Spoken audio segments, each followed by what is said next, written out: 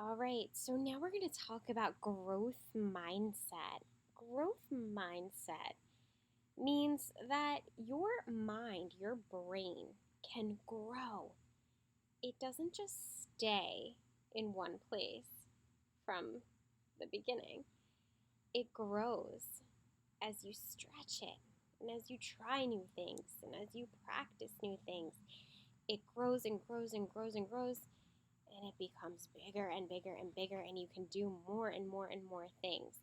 So we should never ever say things like, oh, I'm not good at math. I'll never be good at math. I'll never be good at writing. Because we can stretch our brains. It might not seem like it right now, but we can be good at anything. We just have to stretch our brain or practice and practice and practice. Learn from our mistakes. This book is about that. It's called Your Fantastic, Elastic Brain. Stretch it, shape it.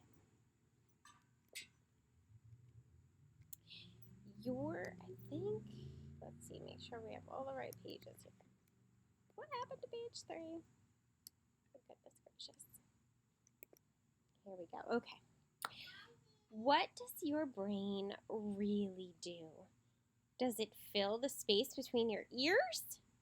Well, yes, but your brain can do so much more.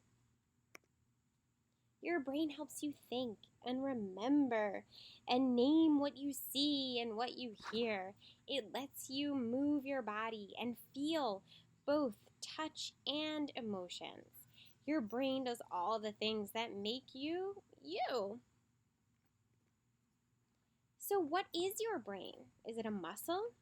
No, the brain is an organ in your body. It's made up of cells and tissue.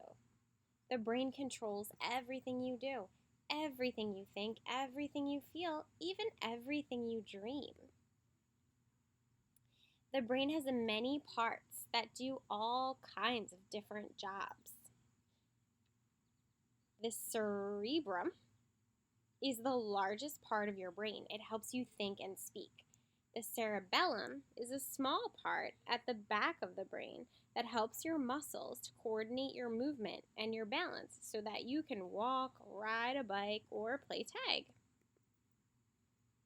The prefrontal cortex is the part of your brain behind your forehead. It lets you make plans and decisions. The hippocampus is at the center of your brain. It works like a file cabinet to help you store and find memories. The amygdala is a tightly packed group of cells deep within the center of the brain that controls your emotions. Neurons are everywhere in your brain. They are tiny brain cells that make electrical signals to send messages to other cells in your body telling them what to do. When you were born, you were very little. Your brain was small and not so strong. As you get older, your body grows and gets stronger. As part of your body, your brain grows and learns to do new things. And you can make your brain do even more. Your brain grows very fast during the first 10 years of your life. This is the magic decade where you can help your brain grow faster and be more powerful. Just like lifting weights helps your muscles get stronger, learning new things strengthens your brain. You can give your brain a good workout by trying to learn many different things. Like elastic bands that stretch when you pull them. Even things that are hard at first or that you don't like to do or that you don't do very well get easier when you keep trying. Think about the first time you played soccer. You probably couldn't kick the ball far or make many goals. But as you kept going to practices, you learned more about the rules of the game and followed your coach's directions. The muscles in your legs and feet got stronger. Your movements were more coordinated, and you could run farther and faster. Learning more and practicing what you learned let you play better and have more fun. Practice really does make perfect, or at least much better. Even when you make a mistake while you're learning something new, you are still training your brain. You will remember that mistake and try something else until you get it right. Making mistakes is one of the best ways your brain learns and grows. If you aren't willing to risk being wrong, you won't take the chances that stretch your elastic brain.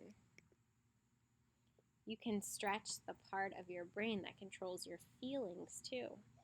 If you are frightened about taking a risk, like learning to swim, finding the courage to put your face in the water stretches your amygdala. It will remind you that you overcame your fear. So you will be braver the next time something scares you, like diving into the water. Learning something new causes the brain to grow more connections among the neurons. With more connections, the neurons can send and receive more messages. These connections help to stretch a part of your brain and make it more elastic so that it can hold more information and ideas. How does the brain stretch and grow? Neuro means that the word it is part of has something to do with the brain. A sculptor molds, shapes, or carves things out of clay or wood or stone. So you shape your brain when you make it bigger by adding new things you know and can do. You are a neuro sculptor. When you learn something new, you are building on what you have already learned. In the same way that the muscles in your body work together when you want to lift a heavy object or kick a ball, the different parts of your brain work together when you're learning something new. The amygdala makes you want to learn to play the piano. The cerebrum helps you decide to practice. The cerebellum calls up the memory of watching and listening when your piano teacher showed you how to play a new piece of music. Then, your cerebellum sends messages through neurons to the muscles in your wrists and hands and fingers so that you hit the right notes. The next time you play that piece of music, the parts of your brain and body will know how to work together and you will play the song more easily.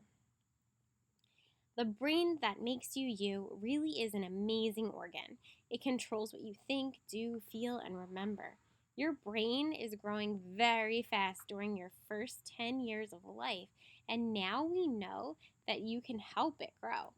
When you try hard to learn something new, connections grow from neurons and attach to other neurons. Then your brain can send messages faster, making part of your brain bigger and stronger. Making mistakes really helps you learn because your brain keeps trying new things and stretching until you figure out the answer to your problem. You are shaping a more elastic brain when you learn new things that build on what you already know. The more different kinds of things you learn and think about, the more you can learn, know, and enjoy. The harder you try without giving up, the more you will learn. You really can train your brain to be fit and strong and to keep stretching and growing throughout your whole life. So this book is very, very important to me. It should be important to you too because it reminds us that even when things are hard, if we kind of stick with it and keep going, eventually it will become easier to us. That's how I feel about this virtual learning stuff. It was really, really hard for me to set up a Google Classroom last year in the beginning. I never did it before. I didn't understand what I was doing, and it felt like everything was being thrown at me, and I had no idea how to handle it. But then I took it a little bit at a time, and I tried to learn things. I watched YouTube videos on how to do things the right way, and little by little it got easier and easier. And now I can do things pretty quickly, and I'm trying to even learn more things that are more difficult. And I know if I just practice and really try to take the time to learn, I'm going to get really good at that too.